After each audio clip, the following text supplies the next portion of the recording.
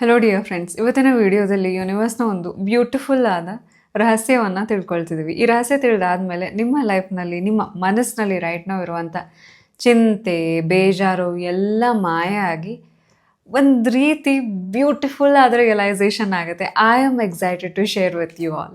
So ಆ ಯೂನಿವರ್ಸ್ನ ರಹಸ್ಯ ಏನು ಅಂತ ತಿಳ್ಕೊಳ್ಳೋದಕ್ಕಿಂತ ಮುಂಚೆ, ನನ್ನ ಹೆಸರು Sanjana. I am a healer, mindset coach. ನಿಮ್ಮೆಲ್ಲರಿಗೂ believe achieve TV Kannada YouTube ಚಾನಲ್ಗೆ ಪ್ರೀತಿಯ ಸ್ವಾಗತ. ನಿಮ್ಮೆಲ್ಲರ ಪ್ರೀತಿಗೆ, ಕಾನ್ಸ್ಟೆಂಟ್ ಸಪೋರ್ಟ್ಗೆ ತುಂಬ ಥ್ಯಾಂಕ್ಸ್.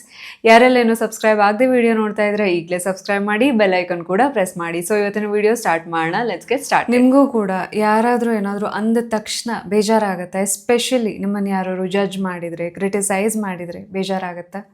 ಸೊ ಈ ವಿಷಯ, ಈ ಯೂನಿವರ್ಸ್ನ ಒಂದು ಬ್ಯೂಟಿಫುಲ್ ಲಾ ತಿಳ್ಕೊಂಡಾದಮೇಲೆ ನೀವಂತೂ ಯಾರನ್ನೂ ಜಡ್ಜ್ ಮಾಡಲ್ಲ. ಆ್ಯಂಡ್ ನಿಮ್ಮನ್ನು ಜಡ್ಜ್ ಮಾಡೋರು ಕೂಡ ಹೆದರ್ಕೋಬೇಕಾಗತ್ತೆ ಅಥವಾ ಯೋಚನೆ ಮಾಡಿ ಜಡ್ಜ್ ಮಾಡಬೇಕಾಗತ್ತೆ. ಸೊ ಅಂಥ ಬ್ಯೂಟಿಫುಲ್ ಆದ ಲಾ ಏನು ಅನ್ನೋದನ್ನು ತಿಳ್ಕೊಳ್ಳೋಣ.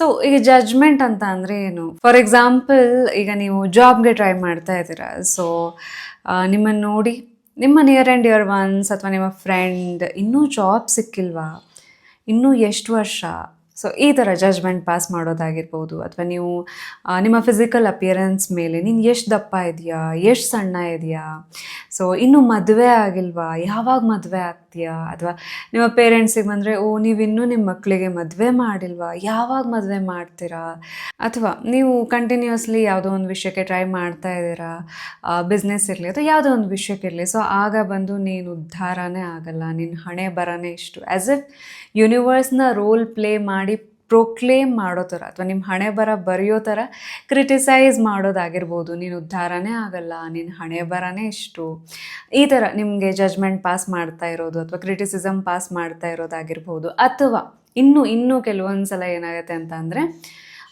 ಯಾವುದೋ ಒಂದು ಸಿಚುವೇಶನ್ನ ಆಳ ಅಗಲ ನೋಡದೆ, ಅದರ ಸತ್ಯಾಂಶವನ್ನು ನೋಡದೆ, ಮೇಲ್ನೋಟಕ್ಕೆ ಅವ್ರಿವ್ರು ಹೇಳಿದ ಮಾತು ಕೇಳಿ ನಿಮ್ಮನ್ನು ಜಡ್ಜ್ ಮಾಡ್ತಾ ಇರ್ತಾರಲ್ಲ, ಸೊ ಅದು ಕೂಡ ಅಷ್ಟೆ. ಸೊ ಅವೆಲ್ಲ ಜಜ್ಮೆಂಟ್ನ ನಿಮ್ಮ ಮೇಲೆ ಪಾಸ್ ಮಾಡ್ತಾ ಇದ್ದಾಗ, ನಿಮ್ಮ ಮನಸ್ಸಿಗೆ ನೋವಾಗೋ ರೀತಿ ನಡ್ಕೊಳ್ತಾ ಇದ್ದಾಗ, ಚುಚ್ಚು ಮಾತಾಡ್ತಾ ಇದ್ದಾಗ ಯೂನಿವರ್ಸಲ್ ಫೋರ್ಸ್ ಆ್ಯಕ್ಟಿವೇಟ್ ಆಗುತ್ತೆ. ನಿಜಕ್ಕೂ ನಿಮ್ಮನ್ನು ಜಡ್ಜ್ ಮಾಡುವಂತಹ ವ್ಯಕ್ತಿಗಳು, ನಿಮ್ಮನ್ನು ಕ್ರಿಟಿಸೈಸ್ ಮಾಡುವಂತಹ ವ್ಯಕ್ತಿಗಳು ಬಹಳ ಎಚ್ಚರಿಕೆಯಿಂದ ಇರಬೇಕು. ಯಾಕೆ ಅಂತ ಅಂದರೆ, ದ ಮೊಮೆಂಟ್ ಒಬ್ಬ ವ್ಯಕ್ತಿ ಇನ್ನೊಂದು ವ್ಯಕ್ತಿಯನ್ನು ಜಡ್ಜ್ ಮಾಡ್ತಾರೆ, ಅವ್ರನ್ನ ಕ್ರಿಟಿಸೈಸ್ ಮಾಡ್ತಾರೆ, ಕಾರಣ ಇಲ್ಲದೆ ಚುಚ್ಚು ಮಾತಾಡ್ತಾರೆ ಅಂತ ಅಂದರೆ, ಯೂನಿವರ್ಸ್ನ ಫೋರ್ಸ್ ಆ್ಯಕ್ಟಿವೇಟ್ ಆಗುತ್ತೆ.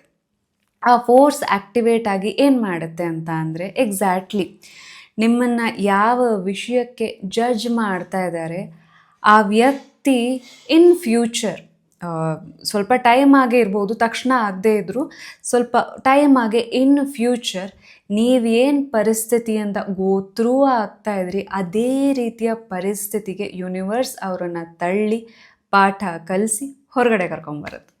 ಸೊ ಹೇಗೆ ಅಂತ ಅಂದರೆ, ಫಾರ್ ಎಕ್ಸಾಂಪಲ್, ಈ ಯೂನಿವರ್ಸ್ನ ಈ ಒಂದು ಲಾ ಏನಿದೆ ಇದು ಎಷ್ಟು ಪವರ್ಫುಲ್ ಆಗಿದೆ ಅಂತ ಅಂದರೆ, ಫಾರ್ ಎಕ್ಸಾಂಪಲ್ ನೀವೀಗ ದಪ್ಪ ಇದ್ದೀರಾ ಅಂತ ತಿಳ್ಕೊಳ್ಳಿ.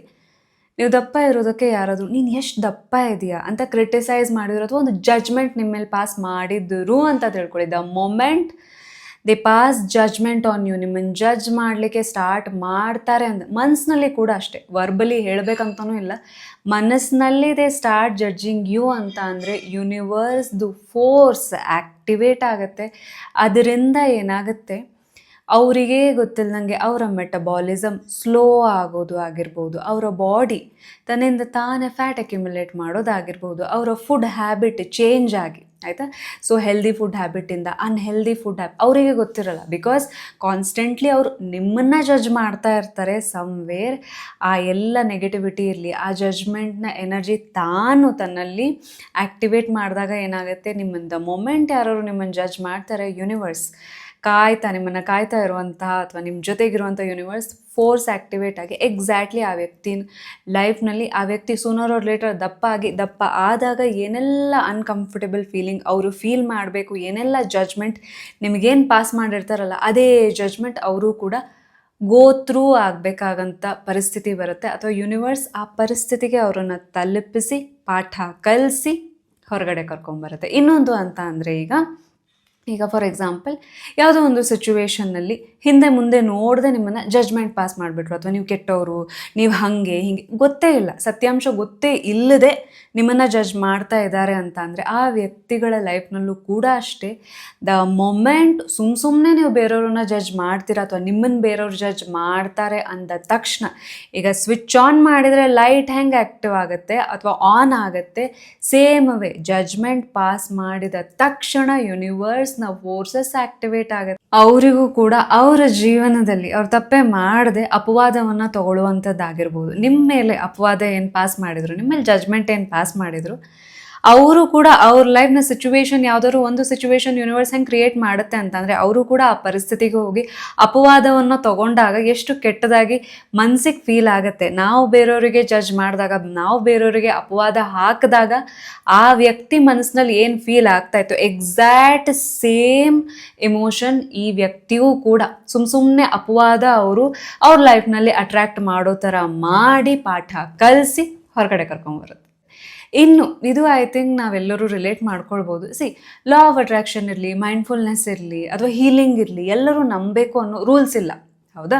ಸೊ ಕೆಲವೊಬ್ಬರು ನಂಬ್ತಾರೆ, ಕೆಲವೊಬ್ಬರು ನಂಬಲ್ಲ. ಈಗ ನಿಮ್ಮ ಫ್ರೆಂಡ್ ನಂಬಲ್ಲ ಅಂತ ತಿಳ್ಕೊಳ್ಳಿ, ನೀವು ಖುಷಿಯಿಂದ ವಿಷನ್ ಬೋರ್ಡ್ ಮಾಡೋದಾಗಿರ್ಬೋದು, 369 ಪ್ರಾಕ್ಟೀಸ್ ಮಾಡೋದಾಗಿರ್ಬೋದು, ಹೀಲಿಂಗ್ನ ಸೆಲ್ಫ್ ಹೀಲಿಂಗ್ನ ಪ್ರಾಕ್ಟೀಸ್ ಮಾಡೋದು, ಚಕ್ರ ಪ್ರಾಕ್ಟೀಸ್ ಮಾಡೋದು ಎಲ್ಲನೂ ಮಾಡ್ತಾ ಇರ್ತೀರಾ ಅಂತ ತಿಳ್ಕೊಳ್ಳಿ. ನಿಮ್ಮ ಫ್ರೆಂಡ್ ಬಂದು ಇದು ಏನಿದು ಟೈಮ್ ವೇಸ್ಟ್ ಕೆಲಸ ಮಾಡ್ತಾ ಇದೆಯಾ, ಗೊತ್ತಿಲ್ಲ ಅವರಿಗೆ, ಇದ್ರ ಹಿಂದಿರುವಂಥ ಸೈನ್ಸು ಗೊತ್ತಿಲ್ಲ, ಇದು ಏನಂತ ಗೊತ್ತಿಲ್ಲ, ಇದ್ರ ABCDನೂ ಗೊತ್ತಿಲ್ಲ, ಬಟ್ ಜಜ್ಮೆಂಟ್ ಪಾಸ್ ಮಾಡ್ತಾ ಇದ್ದಾರೆ ಅಂತ ತಿಳ್ಕೊಳ್ಳಿ. The moment they judge you, ಆಯಿತಾ, ನಿಮ್ಮ ಒಂದು ಪಾಸಿಟಿವ್ ಬಿಲೀಫ್ನ, ನಿಮ್ಮ ಪಾಸಿಟಿವ್ ಮೈಂಡ್ಸೆಟ್ನ ಅವರು ಜಡ್ಜ್ ಮಾಡಲಿಕ್ಕೆ, ನಿಮ್ಮ ಟುವರ್ಡ್ಸ್ ನೆಗೆಟಿವಿಟಿ ಕಳಿಸ್ಲಿಕ್ಕೆ ಸ್ಟಾರ್ಟ್ ಮಾಡಿದ ತಕ್ಷಣ ಯೂನಿವರ್ಸ್ನ ಫೋರ್ಸ್ ಆ್ಯಕ್ಟಿವೇಟ್ ಆಗುತ್ತೆ. ಸಡನ್ನಾಗಿ ಕಷ್ಟ ಬಂದ್ಬಿಡೋದಾಗಿರ್ಬೋದು, ಏನೋ ಒಂದು ಆಯಿತಾ, ಅನಿವಾರ್ಯ ಸಿಚುವೇಶನ್ ಕ್ರಿಯೇಟ್ ಆಗಿ, ಸೊ ನಿಮ್ಮ ಬಿಲೀಫ್ ಸಿಸ್ಟಮನ್ನು ಅಥವಾ ನಿಮ್ಮ ಪ್ರಾಕ್ಟೀಸಸ್ನ, ನಿಮ್ಮ ನಂಬಿಕೆ ಏನೋ ಡೌಟನ್ನು ಅಥವಾ ಜಜ್ಮೆಂಟ್ ಏನು ಪಾಸ್ ಮಾಡಿದ್ರಲ್ಲ, ಅವರು ಕೂಡ ಇದೇ ದಾರಿಯಲ್ಲಿ ಬಂದು ಇವನ್ನೆಲ್ಲ ಪ್ರಾಕ್ಟೀಸ್ ಮಾಡಿ, ಇವನ್ನೆಲ್ಲ ನಂಬಿ ವಾಪಸ್ ಒಂದು ಒಳ್ಳೆಯ ರಿಸಲ್ಟ್ನ ತೊಗೊಂಡು ಹೋಗೋ ಹಾಗೆ ಯೂನಿವರ್ಸ್ ಮಾಡುತ್ತೆ. ದ ಮೊಮೆಂಟ್ ನಿಮ್ಗೆ ಯಾವುದೇ ವ್ಯಕ್ತಿ ನಿಮಗೆ ಜಜ್ಮೆಂಟ್ನ ಪಾಸ್ ಮಾಡಲಿ, ಯೂನಿವರ್ಸ್ನ ಫೋರ್ಸಸ್ ಆ್ಯಕ್ಟಿವೇಟ್ ಆಗಿ ಏನು ಮಾಡುತ್ತೆ ಅಂತ ಅಂದರೆ ಸೇಮ್ ಅದೇ ಪೇನ್ ನಿಮ್ಮನ್ನು ಜಡ್ಜ್ ಮಾಡಿದ ವ್ಯಕ್ತಿ ಕೂಡ ಅನುಭವಿಸುವಂತೆ ಮಾಡಿ, ನಿಮ್ಮ ಮೇಲೆ ನಿಮ್ಗೆ ಯಾರು ಡಿಸ್ರೆಸ್ಪೆಕ್ಟ್ ಮಾಡಿರ್ತಾರೆ ಅಥವಾ ನಿಮ್ಮನ್ನು ಒಂದು ರೀತಿ ಜಜ್ಮೆಂಟ್ನ ಪಾಸ್ ಮಾಡಿ ನಿಮ್ಮ ಮನಸ್ಸಿಗೆ ನೋವು ಮಾಡಿರ್ತಾರಲ್ಲ, ಅವರಿಗೂ ಕೂಡ ಅದೇ ರೀತಿಯ ಪೇನ್ ಅನುಭವಿಸಿ ನಿಮ್ಮ ಮೇಲೆ ಓಕೆ ಇದು ಎಷ್ಟು ಕಷ್ಟ ಈ ಥರ ಪೇನ್ ಗೋತ್ರು ಆದಾಗ ಅನ್ನೋ ಅವ್ರಿಗೆ ಅನುಭವ ಮಾಡಿಸಿ ನಿಮ್ಮ ಮೇಲೆ ರೆಸ್ಪೆಕ್ಟ್ ಇರಲಿ, ಪ್ರೀತಿ ಇರಲಿ, ಒಂದು ರೀತಿ ಎಂಪತಿ, ಕರುಣೆ ಇರಲಿ, ಸೊ ಬರೋ ಥರ ಯೂನಿವರ್ಸ್ ಮಾಡುತ್ತೆ. ಯಾಕೆ? ನಾವೆಲ್ಲರೂ ಕೂಡ ಯೂನಿವರ್ಸ್ನ ಮಕ್ಕಳು, ಹೌದಾ? ಈಗ ಒಂದು ಮನೆಯಲ್ಲಿ ಅಣ್ಣ ತಮ್ಮ ಇದ್ದಾರೆ, ಅಕ್ಕ ತಂಗಿ ಇದ್ದಾರೆ ಅಂತ ತಿಳ್ಕೊಳ್ಳಿ.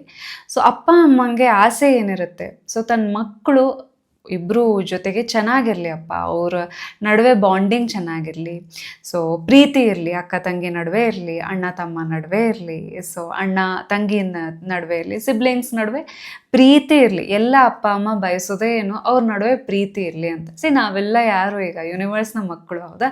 ನಾವು ನಂಬಿರುವಂಥ ದೇವರು ಇರಲಿ, ಯೂನಿವರ್ಸ್ನ ಮಕ್ಕಳು ಅಂದಮೇಲೆ ಸೊ ನಮ್ಮ ಬಿಟ್ವೀನ್ ಕೂಡ ದ್ವೇಷ ಅಲ್ಲ, ಪ್ರೀತಿ ಇರಲಿ. ಸೊ ಒಬ್ರನ್ನೊಬ್ರು ಜಡ್ಜ್ ಮಾಡ್ಕೊಳ್ಳೋದು ಬೇಡ, ಬದಲಾಗಿ ಸೊ ಸೇಮ್ ಸಿಚುವೇಶನ್ ನಿಂಗೆ ಕೊಟ್ಟಾಗ, ನಿಮ್ಮನ್ನು ಯಾರು ಜಡ್ಜ್ ಮಾಡ್ತಾರಲ್ಲ ಅವ್ರಿಗೆ ಕೊಟ್ಟಾಗ ನೋಡಿ ಎಷ್ಟು ಪೇನ್ ಆಗುತ್ತೆ, ಎಷ್ಟು ಬೇಜಾರಾಗುತ್ತೆ. ಯಾರು ಡಿಸ್ರೆಸ್ಪೆಕ್ಟ್ ಮಾಡಿದರೆ, ಯಾರು ಅಪವಾದ ಹಾಕಿದರೆ, ಯಾರು ಜಡ್ಜ್ ಮಾಡಿದರೆ ನೋಡಿ ಎಷ್ಟು ಫೀಲ್ ಆಗುತ್ತೆ. ಸೊ ಆ ಫೀಲಿಂಗ್ನ, ಆ ಕಷ್ಟ ಅವರು ಅನುಭವಿಸ್ತಾ ಇರ್ಬೇಕಾದ್ರೆ ಆಗ ಅವ್ರಿಗೆ ರಿಯಲೈಸ್ ಆಗುತ್ತೆ, ಅರೆ ನಾನು ಜಡ್ಜ್ ಮಾಡಬಾರ್ದಿತ್ತು, ಇನ್ನೊಂದು ವ್ಯಕ್ತಿಗೂ ಕೂಡ ಅಷ್ಟೇ ಪೇನ್ ಆಗುತ್ತೆ, ನಾನು ಡಿಸ್ರೆಸ್ಪೆಕ್ಟ್ ಮಾಡಬಾರ್ದಿತ್ತು, ಸೊ ಆ ವ್ಯಕ್ತಿಗೂ ಕೂಡ ಅಷ್ಟೇ ಮನಸ್ಸಿಗೆ ಬೇಜಾರಾಗುತ್ತೆ ಅಂತ ಯೂನಿವರ್ಸ್ ಏನು ಮಾಡುತ್ತೆ, ರಿಯಲೈಸ್ ಮಾಡಿಸಿ ಆ ವ್ಯಕ್ತಿ ಇನ್ನು ಮುಂದೆ ಯಾರಿಗೂ ಕೂಡ ಜಜ್ಮೆಂಟ್ ಪಾಸ್ ಮಾಡದೇ ಇರೋ ಥರ ಅಥವಾ ಒಂದು ಬ್ಯೂಟಿಫುಲ್ ರಿಯಲೈಸೇಷನ್ನ ಯೂನಿವರ್ಸ್ ಮಾಡಿಸುತ್ತೆ. ಸೊ ಈಗ ಹೇಳಿ, ಸೊ ಕಮೆಂಟ್ ಸೆಕ್ಷನ್ನಲ್ಲಿ ನನಗೆ ಖಂಡಿತ ತಿಳಿಸಿ, ನಿಮಗೆ ಈಗ ಯಾರಾದರೂ ಜಡ್ಜ್ ಮಾಡಿದರೆ ಬೇಜಾರಾಗುತ್ತಾ?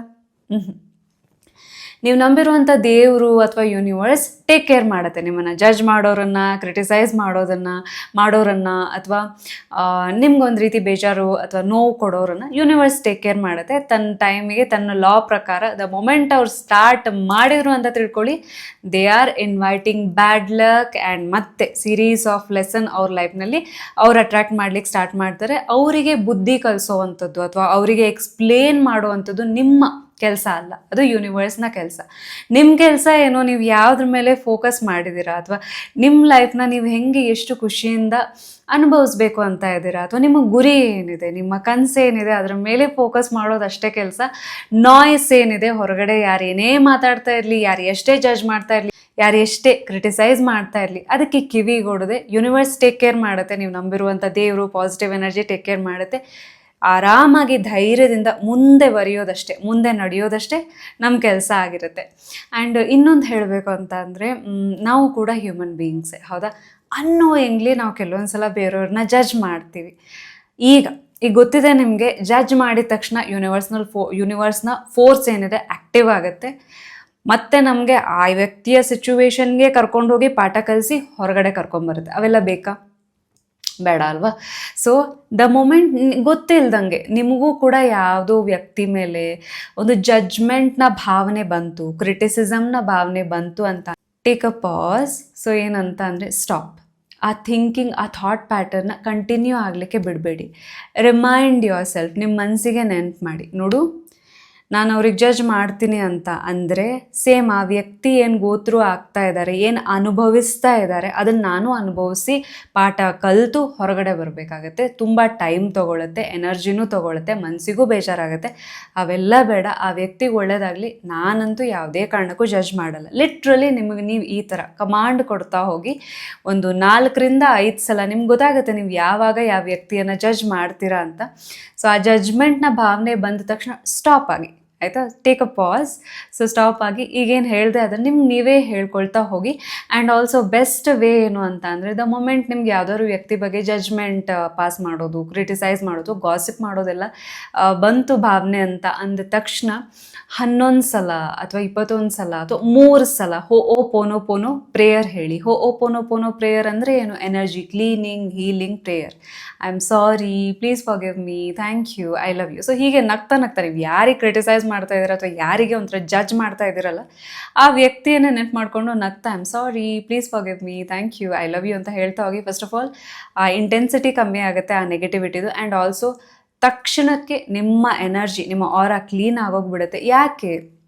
I am sorry, please forgive me, thank you ಅನ್ನೋದು ಈ 4 ಫ್ರೇಸಸ್ ಏನಿದೆ ತುಂಬ ಪಾಸಿಟಿವಿಟಿಯಿಂದ ಕೂಡಿರುವಂಥ ಹೈ ಫ್ರೀಕ್ವೆನ್ಸಿ ವರ್ಡ್ಸ್ ಇದು. ಸೊ ನೀವೆಷ್ಟು ಹೈ ಫ್ರೀಕ್ವೆನ್ಸಿ ವರ್ಡ್ಸ್ ಹೇಳ್ತಾ ಇದ್ದೀರಾ, ನಿಮ್ಮ ಬಾಡಿ ಒಳಗಡೆ ನೀರಿರುತ್ತೆ, ಹೌದಾ? ಅದು ಕೂಡ ಪಾಸಿಟಿವಿಟಿಯನ್ನು ಅಟ್ರ್ಯಾಕ್ಟ್ ಮಾಡುತ್ತೆ. ಸೊ ಅಬ್ಸಾರ್ಬ್ ಮಾಡುತ್ತೆ. ಈವನ್ ಜಡ್ಜ್ಮೆಂಟ್ ಕೂಡ ಅಷ್ಟೇ. ನೀವು ಬೇರೆಯವರು ನಿಮ್ಮನ್ನು ಈಗ ಬೇರೆಯವ್ರು ಜಡ್ಜ್ ಮಾಡ್ತಾ ಇದ್ದಾರೆ ಅಥವಾ ನೀವು ಬೇರೆಯವ್ರ ಮೇಲೆ ಜಡ್ಜ್ಮೆಂಟ್ ಅಥವಾ ನೆಗೆಟಿವಿಟಿ ಪಾಸ್ ಮಾಡ್ತಾ ಇದ್ದಾಗ ನಮ್ಮ ಬಾಡಿ ಒಳಗಡೆನೂ ನೀರಿರುತ್ತೆ, ಹೌದಾ? ಆ ನೆಗೆಟಿವಿಟಿ ಎಲ್ಲಿ ಹೋಗುತ್ತೆ? ಹಾಗೆ ನಮ್ಮ ಬಾಡಿ ಒಳಗಡೆನೇ ಸ್ಟೋರ್ ಆಗುತ್ತೆ. ಅದರಿಂದಾಗಿ ನಮ್ಮ ದೇಹದ ಮೇಲೆ, ಮನಸ್ಸಿನ ಮೇಲೆ, ಆರಾ ಮೇಲೆ, ಎಲ್ಲದ್ರ ಮೇಲೂ ಪರಿಣಾಮ ಬೀರ್ತಾ ಹೋಗುತ್ತೆ. ಸೊ ಇವತ್ತಿಂದ ನಿಮ್ಮನ್ನು ಯಾರೇ ನಿಮಗೆ ಜಡ್ಜ್ ಮಾಡ್ತಾ ಇರಲಿ, ನಿಮ್ಮನ್ನು ಕ್ರಿಟಿಸೈಸ್ ಮಾಡ್ತಾ ಇರಲಿ, ಅದಕ್ಕೆ ನೀವು ಅತ್ತು ಕರೆದು ಬೇಜಾರು ಮಾಡಿಕೊಂಡು, ದೇವ್ರೇ ಯಾಕೆ ನಂಗೆ ಎಲ್ಲರೂ ನೋವು ಮಾಡ್ತಾರೆ ಅನ್ನೋ ಒಂದು ರೀತಿ ಏನಂತಾರೆ ಸ್ಪಾಂಜ್ ಆಗೋ ಅಗತ್ಯ ಇಲ್ಲ. ಎಲ್ಲ ನೆಗೆಟಿವಿಟಿಯನ್ನು ನೀವು ಅಬ್ಸಾರ್ಬ್ ಮಾಡೋ ಅಗತ್ಯ ಇಲ್ಲ. ಬದಲಾಗಿ ಏನು, you know the people who judge you, ಅದರ ಕಾನ್ಸಿಕ್ವೆನ್ಸ್ ಏನಿದೆ, ಅದರ ಪರಿಣಾಮ ಅವ್ರು ಅನುಭವಿಸ್ಲೇಬೇಕಾಗತ್ತೆ. ಸೊ ನೀವು ಇವತ್ತಿಂದ don't waste your time. So ನಿಮ್ಮ ಟೈಮ್ ಇರಲಿ, ಎನರ್ಜಿ ಇರಲಿ, ವೇಸ್ಟ್ ಮಾಡಬೇಡಿ. ಆ್ಯಂಡ್ ಆಲ್ಸೋ ಏನಂತ ಅಂದರೆ, ನಮ್ಮಲ್ಲಿ ಒಂದು ಕೆಟ್ಟ ಹ್ಯಾಬಿಟ್ ಏನಿರುತ್ತೆ ಅಂತಂದರೆ, ಯಾರೋ ನಮ್ಮನ್ನು ಜಡ್ಜ್ ಮಾಡ್ತಾರೆ ಅಂತ ಅಂದರೆ ನಮ್ಮ ಲೈನ್ ಕ್ರಾಸ್ ಮಾಡಿ ನಾವು ಅವರಿಗೆ ಹೋಗಿ ನಾವೇನಂತೀವಿ, ನಾ ಹಾಗಲ್ಲ, ನಾನು ಹೀಗೆ, ನಾನು ಈ ಥರ ಓವರ್ ಎಕ್ಸ್ಪ್ಲನೇಷನ್ ಮಾಡ್ಲಿಕ್ಕೆ ಹೋಗಬೇಡಿ.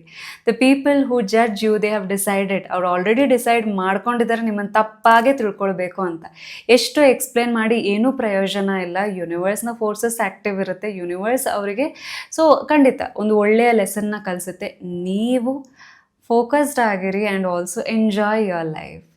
ಆರಾಮಾಗಿರಿ, ಖುಷಿಯಾಗಿರಿ. ಅಥವಾ ಆ ನೆಗೆಟಿವಿಟಿನ ಅಬ್ಸಾರ್ಬ್ ಮಾಡಿ ತಲೆ ಫುಲ್ ಹಾಳು ಮಾಡ್ಕೊಳ್ಳೋದು ಬೇಡ, ಮನ್ಸು ಹಾಳು ಮಾಡ್ಕೊಳ್ಳೋದು ಬೇಡ. ಆ್ಯಂಡ್ ಆಲ್ಸೋ ನಿಮ್ಮ ತಲೆಯಲ್ಲಿ, ನಿಮ್ಮ ಮೆದುಳಲ್ಲಿ ಬೆರಳು ಹಾಕಲಿಕ್ಕೆ ಅಥವಾ ನಿಮ್ಮ ಮನಸ್ಸಿಗೆ ಕೈ ಹಾಕಲಿಕ್ಕೆ ಅಷ್ಟು ಆ್ಯಕ್ಸೆಸ್ನ ಎಲ್ಲರಿಗೂ ಕೊಡಬೇಡಿ. ಅಂತ ಅಂದರೆ ಎಲ್ಲರ ಮಾತಿಗೂ ಅಷ್ಟೊಂದು ವ್ಯಾಲ್ಯೂ ಕೊಡಬೇಕಾದ ಅಗತ್ಯ ಇಲ್ಲ. ನಿಮ್ಗೊಂದು 4 ಜನ ನಿಮ್ಮನ್ನು ಪ್ರೀತಿ ಮಾಡೋರು ಅಥವಾ ನಿಮ್ಮನ್ನು ನಿಜವಾಗ್ಲೂ ಅರ್ಥ ಮಾಡ್ಕೊಳ್ಳೋರು ಲೈಫ್ನಲ್ಲಿ ಬೆರಳೆಣಿಕೆ ಅಷ್ಟು ಜನ ಇದ್ದರೂ ಸಾಕು. ಎಲ್ಲರಿಗೂ ನೀವು ಒಳ್ಳೆಯವರಾಗಬೇಕು ಅಥವಾ ಎಲ್ಲರಿಗೂ ನೀವು ಎಕ್ಸ್ಪ್ಲೇನ್ ಮಾಡಬೇಕು ಅನ್ನೋ ಅಗತ್ಯ ಇಲ್ಲ. ಆದ ಕಾರಣ ಇವತ್ತಿಂದ ನಾವು ಯಾರನ್ನೂ ಜಡ್ಜ್ ಮಾಡೋದು ಬೇಡ, ಬದಲಾಗಿ ನಮ್ಮನ್ನು ಜಡ್ಜ್ ಮಾಡೋರ ಮೇಲೂ ಕೂಡ ಯೂನಿವರ್ಸ್ ಅವ್ರನ್ನ ನೋಡ್ಕೊಳ್ಳುತ್ತೆ. ಟೆನ್ಷನ್ ಮಾಡ್ಕೊಳ್ಳೋ ಅಗತ್ಯ ಇಲ್ಲ. ಅದನ್ನು ಅಲ್ಲೇ ಬಿಟ್ಟು ಎಂಜಾಯ್ ಯುವರ್ ಲೈಫ್, ಮುಂದುವರಿರಿ ಅಷ್ಟೇ. ಸೊ ಇವತ್ತಿನ ವಿಡಿಯೋ ನಿಮ್ಮೆಲ್ಲರಿಗೂ ಹೇಗೆ ಅನಿಸ್ತು ಅಂತ ಖಂಡಿತ ತಿಳಿಸಿ. ನಿಮ್ಮೆಲ್ಲರಿಗೂ ತುಂಬ ಒಳ್ಳೆಯದಾಗಲಿ. Thanks for watching. Thank you so much.